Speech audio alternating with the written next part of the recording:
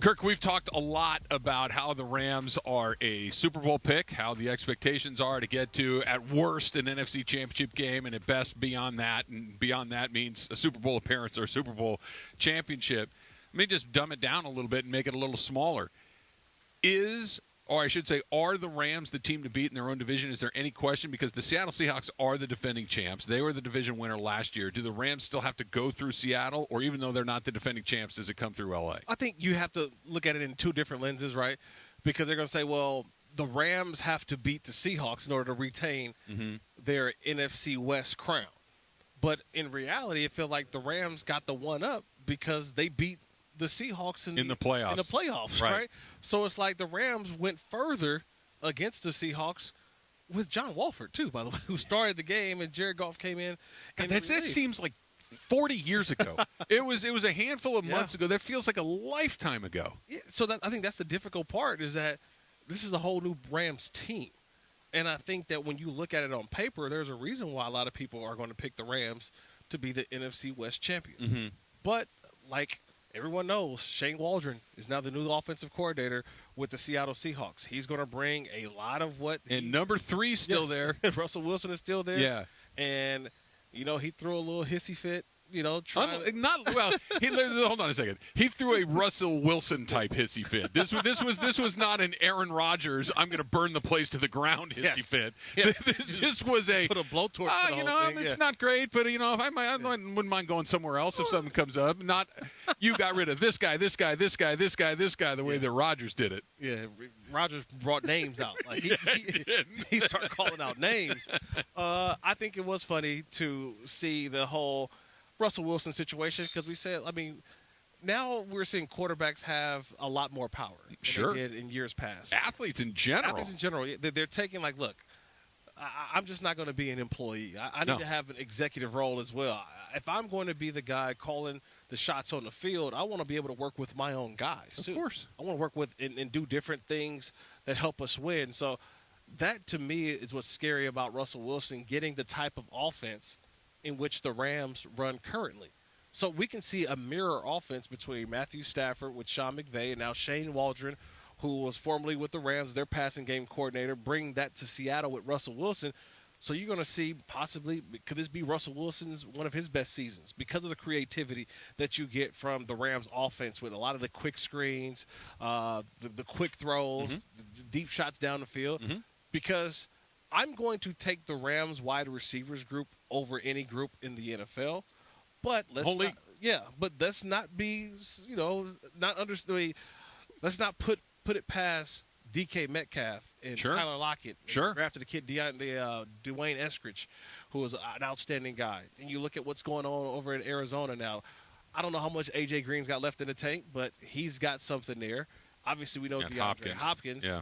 And then the 49ers drafted Ayuk last year. Debo Samuel seemed to be a thorn in the side for the Rams. They still got George Kittle. The whole 49er team is a thorn in the side of the Rams. Let's move on to them real quick because, look, the Rams have had since Sean McVay has come, the Rams have had a great deal of success in the NFC West. They've had a great deal of success against the Seattle Seahawks. They've had a great deal of success against Arizona. In fact, they haven't even lost to Arizona since Sean McVay's been the head coach of the team. But the team that is the thorn in their side, the team that not only do they lose to more often than they beat, Kirk, they get thumped a few times along the way, too, by the San Francisco 49ers. They've got Jimmy Garoppolo, but they also drafted Trey Lance very, very high. It feels like they're in kind of a similar position to where the Rams were, where, we had a guy take us to the Super Bowl, but it really doesn't feel like he's the guy of the future. What does it look like in San Francisco, and how long until Trey Lance is their quarterback? He's not ready. And I think that they realize that. Jimmy Garoppolo is their quarterback for 2021. I don't see They're 2-4. Is he still their quarterback? Yeah, I think he's still their quarterback. And the only reason why I say that is because Kyle Shanahan has shown us he's not going to put a quarterback who's out there that is not ready.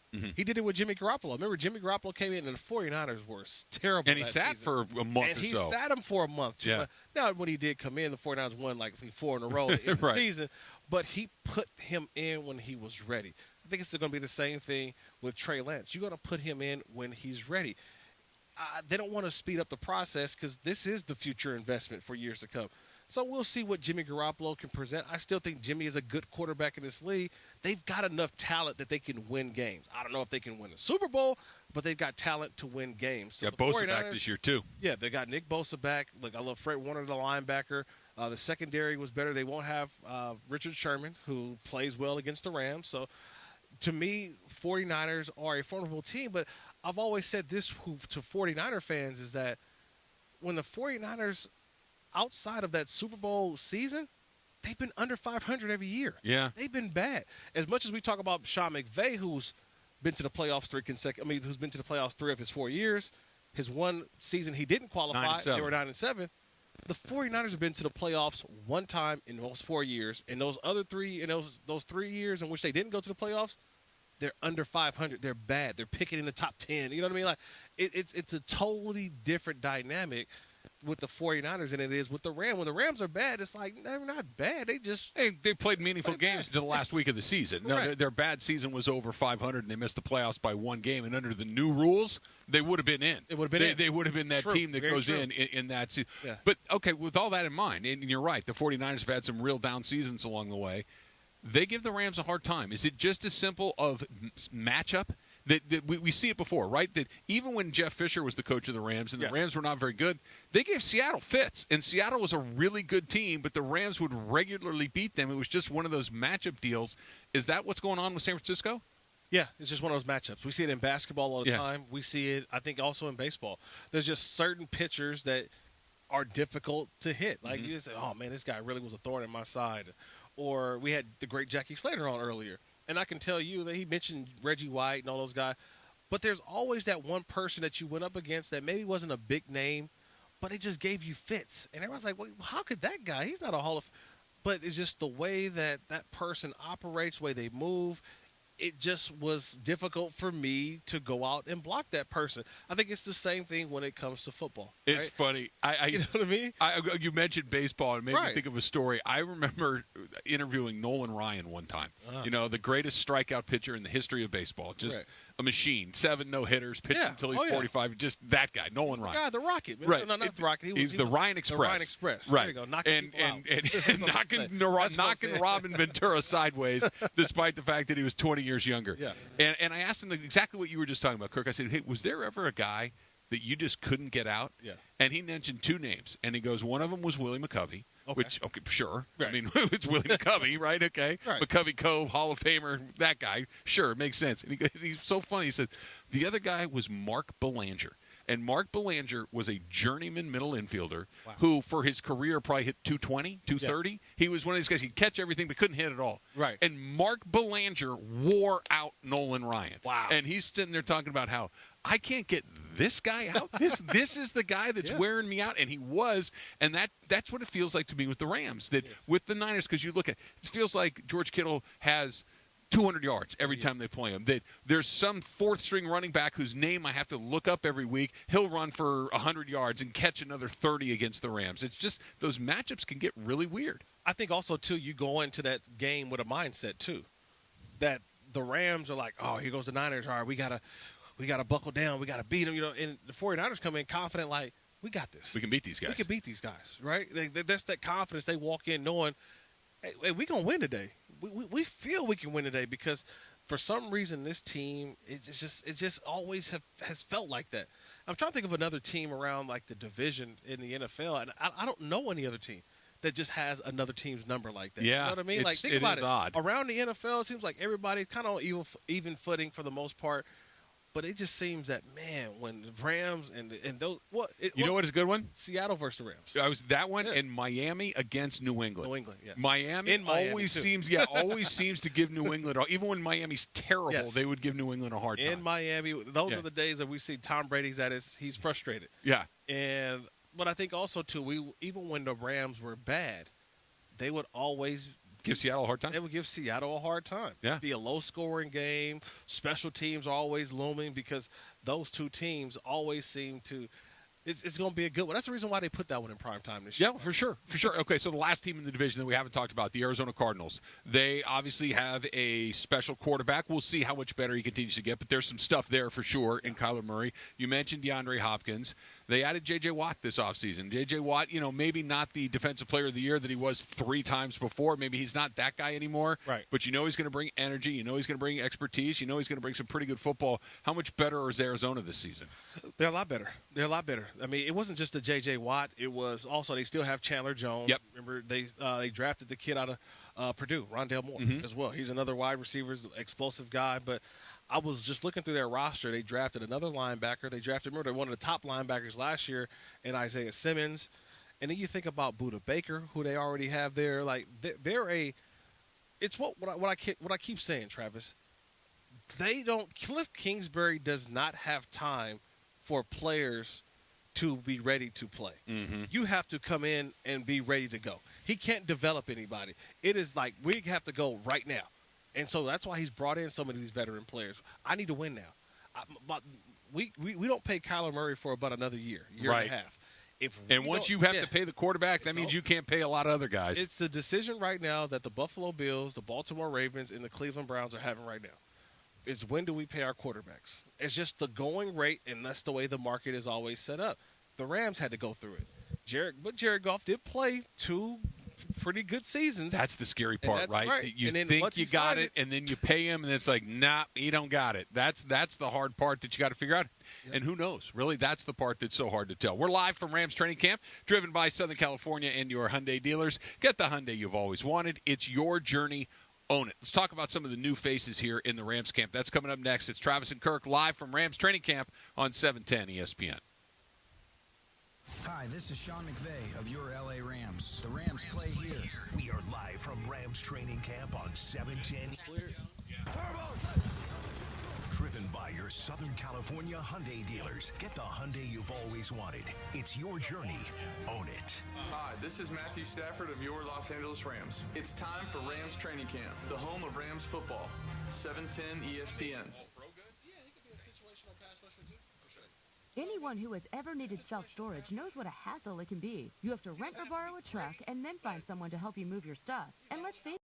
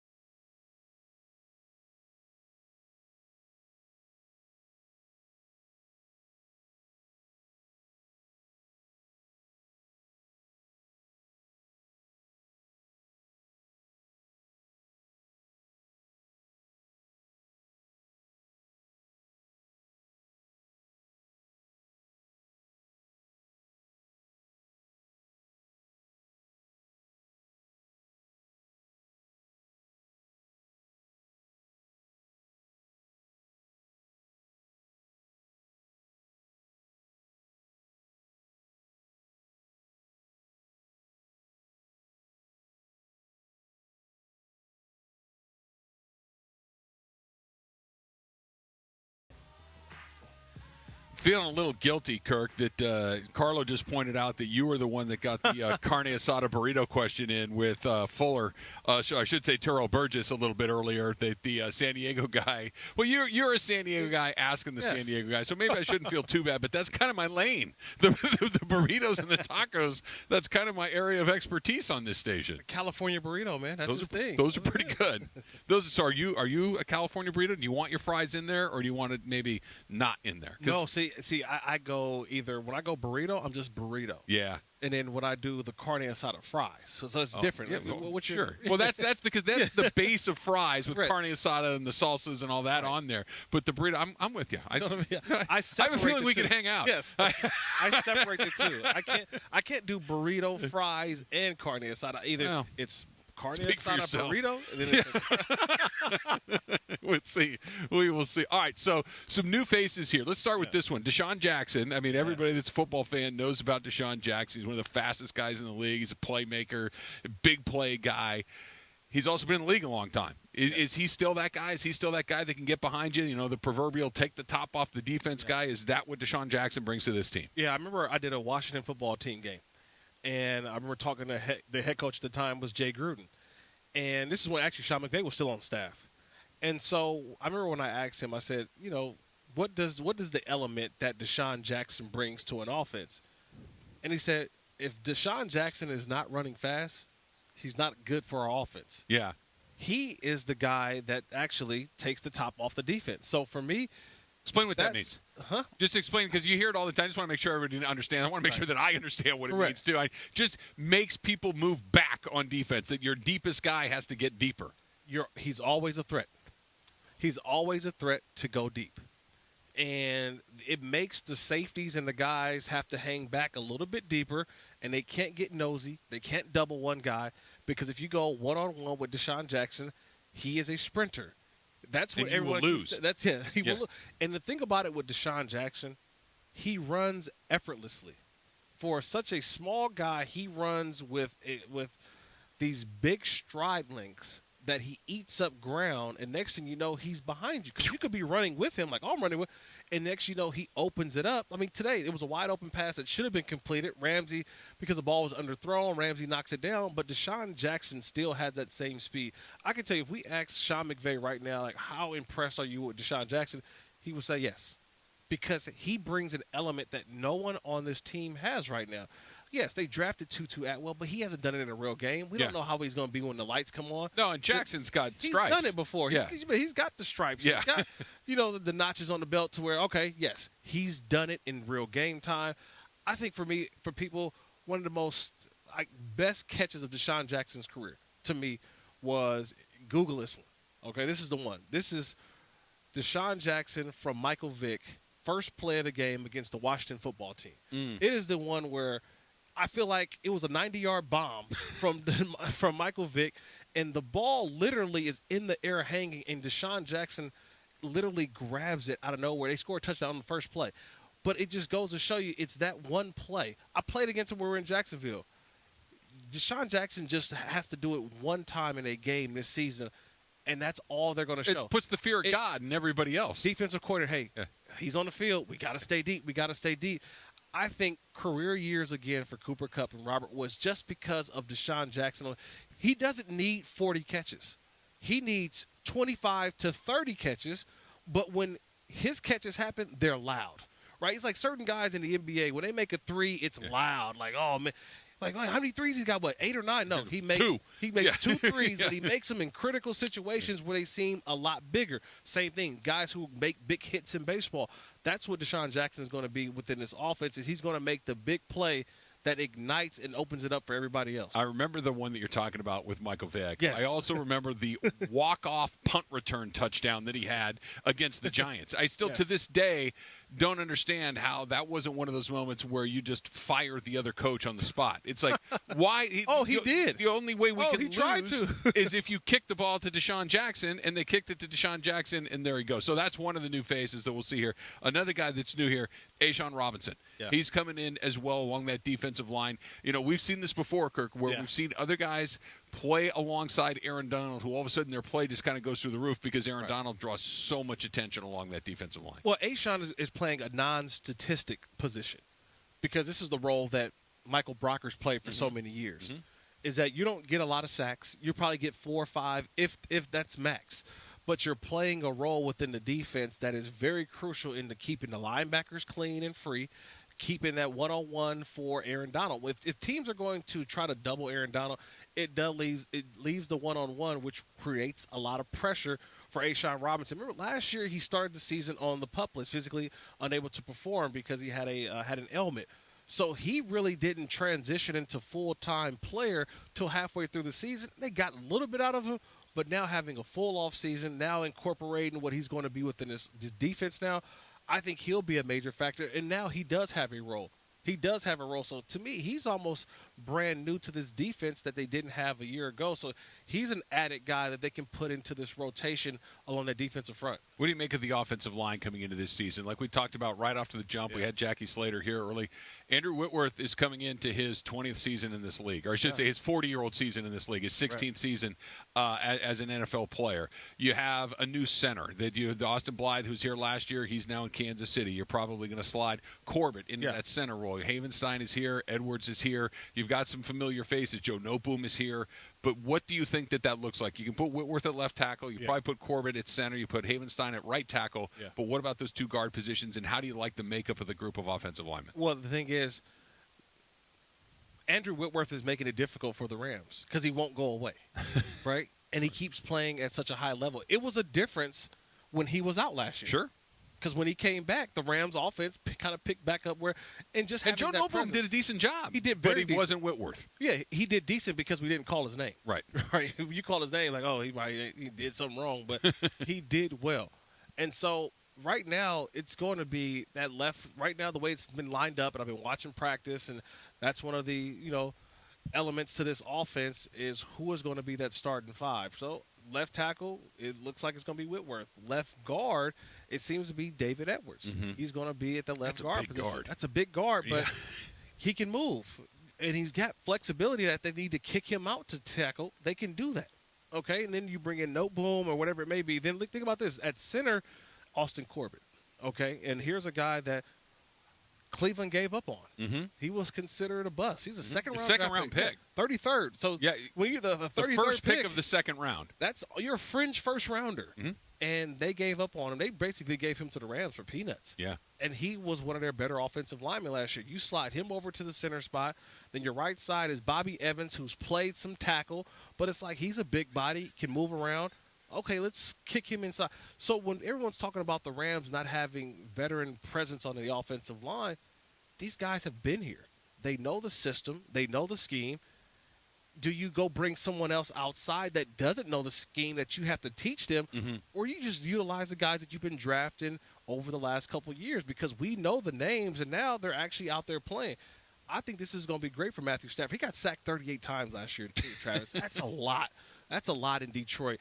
That's the one thing I can say about this Rams team. They don't give up a lot of sacks. No. They had never given up until you're like, wow. And Kirk, the ones that they did give up. It was on the quarterback. It was on the quarterback. I was just going to say, it wasn't that there was a jailbreak on the defensive line. It was get rid of the ball, get rid of the ball, get rid of the ball, and it's not coming out. That's where the sacks were coming from. And so now you have, I think, an offensive line with Andrew Whitworth. The only thing is that, Corbett and Stafford have to get on the same page. They've got to be able to – he's got to be able to see what Stafford can't see. You have to be that line to where for me, watching the Chargers right now, they went out and got one of the best centers in the league. They got Corey Lindsey, who was Aaron Rodgers' center over in Green Bay. So they got a center to help out the young quarterback who's going in year 2, Justin Herbert. Mm-hmm. The Rams don't necessarily need Remember, they got John Sullivan for Jared Goff in that second, and that was a huge change. Well, they needed that. Right. To take one less pressure off of Jared Goff. Yeah. At least he can come to the line of scrimmage, and John said, hey, this is what we're doing. Yeah. Okay? Jared doesn't have to make that. But when it comes to Matthew Stafford, you can bring in a guy who may not be experienced at the center spot. Because he can do it. Because he can do it. Yeah. See, now you can add more onto the plate of Matthew Stafford because he can handle it. Like you don't have to worry about, oh, no, they just shifted late, or the safety's coming down, oh, the linebacker's coming off there. Matthew Stafford's like, okay, I got it. Yeah. I got it. He's got arm angle. First of all, we marvel at Pat Mahomes and we marvel at Justin Herbert and a lot of these guys who can throw from different arms. Matthew Stafford's been doing that. Yeah, but he's been doing it. Yeah. It's just that he wasn't on a bad team. Yeah, it's like he throws his sidearm pass for a touchdown. It was great, and the Detroit Lions lose 36-6. Yeah, you know what I mean? I think you know this because you're a DirecTV guy and Sunday Ticket. Yeah. They're on channel 717. Yes, they're all the way at the bottom, right? That they're not showing up on 705 and 6 very often. They're down at 717. Jacksonville's on 718. That's the way that the DirecTV thing goes. Man. I want to ask this question respectfully. How much of a difference are the Rams in right now, or how much of a difference is not having Cam Akers going to make? He obviously was their featured back. He obviously was the guy that seemed to be really starting to get going, that once he had that rib injury early where he landed on the football, came back, had a little bit of an adjustment period, but then after that he kind of took off. He ruptures his Achilles. He's out for the season. Darrell Henderson obviously is a second-round pick from the year before Akers was. But is Darrell Henderson the guy, or do you think that at some point they're going to have to start bringing some guys in to peek at him? Yeah, the thing about it is, Travis, Darrell Henderson was the best back for the Rams last year. Now, we can say it was Cam Akers, but when Darrell Henderson was on he was actually more explosive. I think it was because, look, the situation of you drafted Akers in the second round last year, you want to put him out there, and look, he had a great season, but Darrell Henderson had more average yards per carry. Darrell Henderson had more touchdowns. Darrell Henderson had lower carries, but almost the same amount of yards. When you put them up neck and neck and you put the stats up, blind stats, you would think that was Akers. No, that was Darrell Henderson. I love where he's at right now. The only thing is he would get injuries, whether it was a hamstring. Remember last year he got tackled against Seattle. He had the ankle. If he's able to stay healthy, which is going to be a difficult task for 17 games for a running back, they will go grab one. I did give a nickname, too, by the way. I want to coin this nickname for the Rams running backs, by the way. All we right. talked about it, right? Me and Jesse were talking about it. I'm calling the Rams running back Paw Patrol. That's what they're the young pups. I mean, honestly, the oldest back for the Rams is Darrell Henderson in year 3. Yeah. So it's a bunch of Paw Patrols, right? A bunch of little young pups. Spoken like the father of very young children kids, yes. that you are. It's the Paw Patrol running back crew, and they're looking for a big pup. I think they're going to go out and find one. I saw one's off the market right now. I saw Devontae Freeman. He got picked up by the New Orleans Saints. So now you X him off the list of a guy who runs the system of Sean McVay. He ran it under Kyle Shanahan when they were in Atlanta together. So now you're starting to look at the prism of running backs throughout the NFL who can come in, because they're not going to survive with these guys who have not done it in a real game outside of Darrell Henderson. All right, we are live from Rams training camp, driven by your Southern California Hyundai dealers. Get the Hyundai you've always wanted. It's your journey. Own it. Let's talk a little bit about the league at large, Kirk, when we come back, and I want to start with Aaron Rodgers because I still can't believe what I saw at that press conference. Just an extraordinary performance. It's coming up next. It's Rams training camp, and it's Kirk and Trav on 710 ESPN.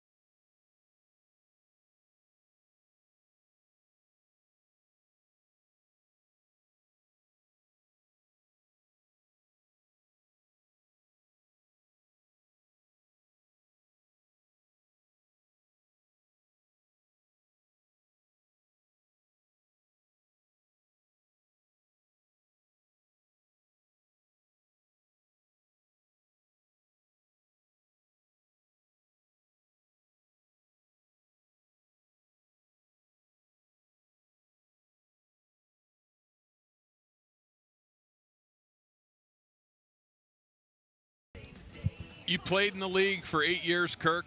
You've covered the league really since you were already kind of doing this when you were still an active player. Correct, yes. Yeah, I'm always covering the league. Yeah, you've been plugged in for a very long time, and I know that grew up a Raiders fan, the whole thing. I know that you're a football guy. It was a running joke yesterday at the alumni golf tournament I played in for San Diego State. Yeah. They were like, yeah, man, how many head coaches yesterday? Because Norv Turner was there. Okay. So former head coach of the Chargers. Sure, Raiders. Washington. Yeah, so a long-time offensive coordinator. So we was just talking yesterday. He was like, so how many coaches did you end up playing for? I said, I ended up playing for 6 head coaches in 8 years. Okay. So my expertise is showing you how not to do it. You know what I'm saying? Like, what not to do. Absolutely. Absolutely. So with that in mind, with your level of expertise and being around the league, have you ever seen anything like what Aaron Rodgers did at that press conference after his first practice, where he sat down and look, we've seen players be emotional. We've seen players be upset. We've seen them be angry. We've seen them say things where you go, okay, he's angry and he's upset, but, kind of take it with a grain of salt. This was measured, deliberate, matter of fact, and just an absolute annihilation of his own team's executives. Have you ever seen anything like that? No, I've never seen that. But I think this is what Aaron has been saying. Like, you don't treat people like that. You don't treat them that way. And he's had to see some of his closest friends get the boot, get the exit. Guys do it differently, right? We know how it is in New England. Mm-hmm. That Bill Belichick show, that's how they've always been that way. They get rid of you before year too early rather than a year too late. That's always been New England's thing. Yeah. They're trading away, but that's part of it. Just the train keeps on moving. I think Green Bay is different because of the fact of what Aaron Rodgers said. You think people were coming up here to vacation? No, they wanted to come play with me. Yes. They wanted to come play with a guy who's a Hall of Famer, and you show them the exit, rather quickly or before it's their time. I've never seen that, but obviously we know what it was all about. This is Aaron Rodgers realizing, okay, you drafted a quarterback last year when I'm in the prime of my career. So all I do is go out and win an MVP, and I'm going to stick it to you guys. And then just detonate the place. I mean, if you think about it, he took over the NFL draft. Yeah. Like, no one was talking about Trevor Lawrence because we knew he was going 1. We knew Zach Wilson was going 2. It was, okay, who's the 49ers going to get? But before the 49ers are picking, what team is going to get Aaron Rodgers? Like, they stole he stole the show, and then he just did this whole offseason. He's playing golf. He's out in Hawaii. He has no care in the world. No. And all I said was he will be the most sought-after quarterback after this season for a team that's hungry for a Super Bowl that already has a Super Bowl team. And he's going to go out there and ball out. Oh, like there's no element of he's running his mouth, but it's like no. He's still the best at this in the whole league. No question. That he's still going to go out there and just, it kind of makes me think real quick. We only got a handful of seconds here left. But in the 6 years that the Rams have been here, this is the beginning of the 6th season, there's been very little drama. They did make a coaching change in that first season, but since then, there's hey, why isn't Todd Gurley playing? But there hasn't been that real drama stuff. There's been lots of moves. There's been players coming in and out, but it's been very clear that Les Snead picks the players, Sean McVay coaches up the players, and the players follow the plan. I would just say that whenever they've made a move, they've upgraded. Remember, Marcus Peters goes, they enter Jalen Ramsey. Yeah, no, they've got that figured out. All right, so football season is just around the corner, Kirk, just a couple of weekends away from our first preseason game. We'll see you then. It's Travis and Kirk, 710 ESPN.